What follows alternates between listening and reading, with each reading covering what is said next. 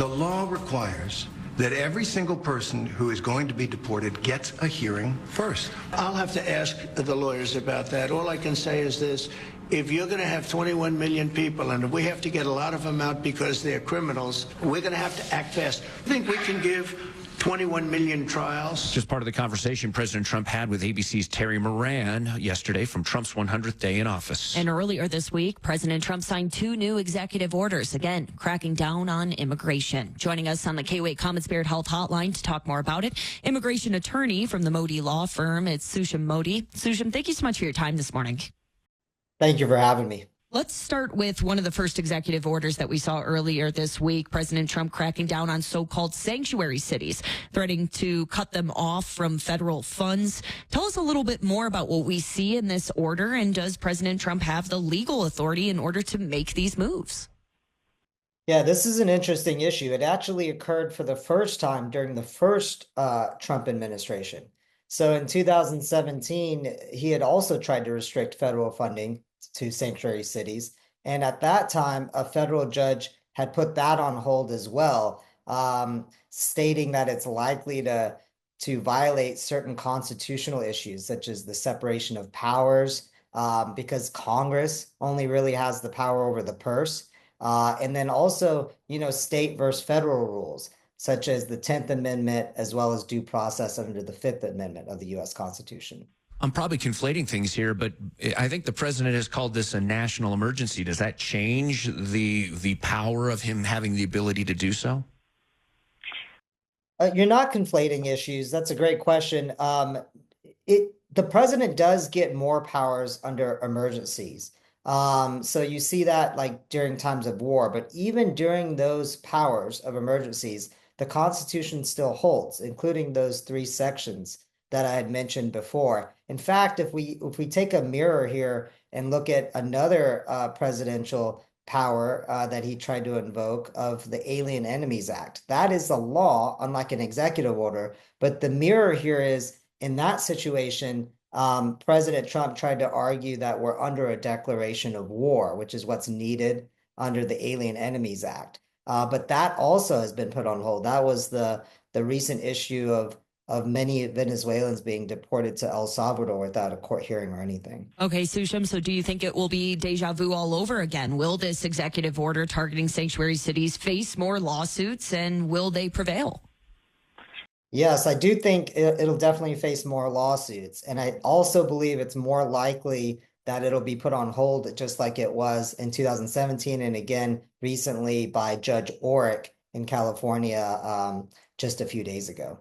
So this is another issue that comes up all the time. We hear about due process, that these people are due process. And correct me if I'm wrong again, but there seems to be a misunderstanding amongst most average Americans that think, well, if they're illegal here, they're not due process because they're not American citizens. Can you clear that up or correct the record for us, please?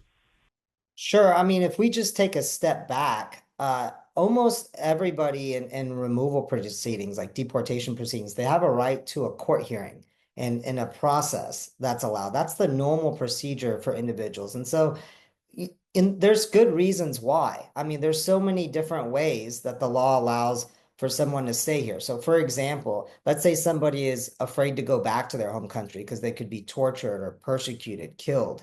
Well, that law comes from the 1980 Refugee Act. In fact, I used to teach it as a law professor, asylum refugee law. And we want to help those individuals. We don't want to deport individuals and kill people. That's the best part of our humanity. But that's just one area. There's several other areas, keeping families together under certain laws, etc. So we do want a due process. And that is the normal procedure to remove individuals. They have a right to a court hearing. They have a right to go in front of an immigration judge and to not be deported, not be killed, to be able to be reunified with family in different reliefs. And that's the heart of being really American. And these exceptions that we're talking about here, trying to remove people quickly without a hearing. I mean, the Alien Enemies Act came from 1798, so over 200 years ago. And the last time it was even instituted was World War II, during a bad part of our U.S. history. It was during the Japanese internment camps.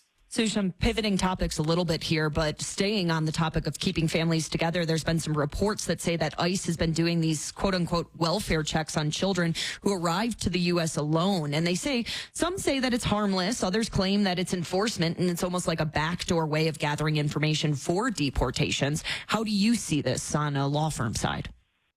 Sure. A lot of nonprofit attorneys and others have found that it's actually on the law enforcement side. And on the law enforcement side, there's two agencies. There's ICE, Immigration Customs Enforcement, and HSI, which is part of the Department of Homeland Security as well. So, but what we're talking about here is quite unprecedented too. I mean, what we're talking about is children, like targeting children and trying to remove them from the U.S. And children also have rights. I mean, one, they're the most vulnerable. So although there's due process rights, one other big misconception under the law is people think immigrants these days are criminals, and that's not true. So immigration law is actually civil law. It's not criminal law. And one of the clearest indications of that is there's no right to a free attorney. So if you get put in deportation proceedings, there's no right to counsel afforded to you. Whereas in criminal law, you have the right to the Sixth Amendment. The reason that's important here with children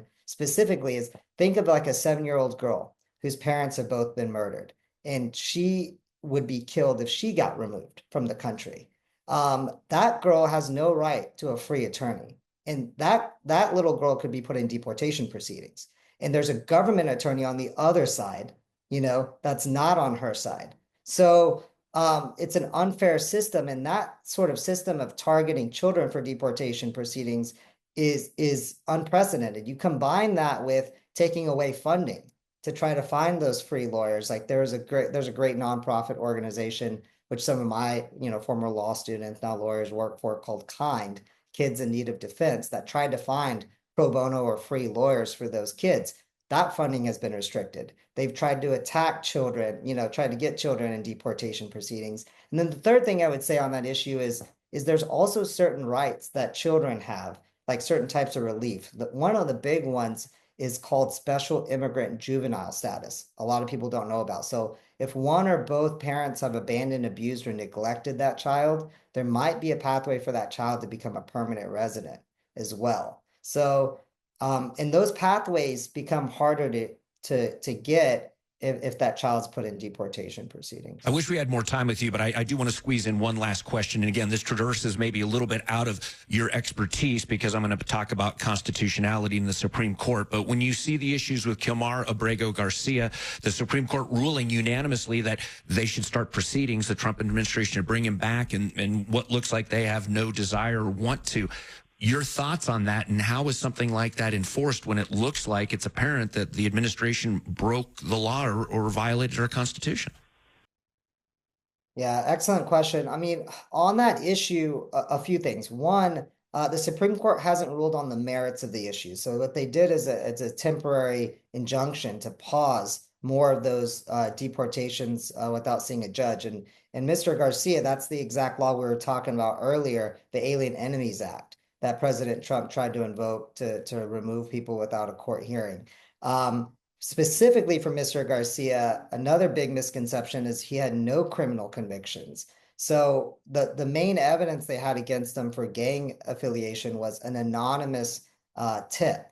So that's a kind of a scary, slippery slope we can be in here. If we can just, not like somebody, give an anonymous tip, and then that individual without a criminal court hearing, let alone an immigration court hearing, is quickly removed. And then specifically for Mr. Garcia, he had the opposite. So before this law got invoked, he was granted in a full trial before the Trump administration withholding of removal, which is a protection to a judge, an immigration judge, had found that it's more likely than not that he would be persecuted or tortured if he was returned.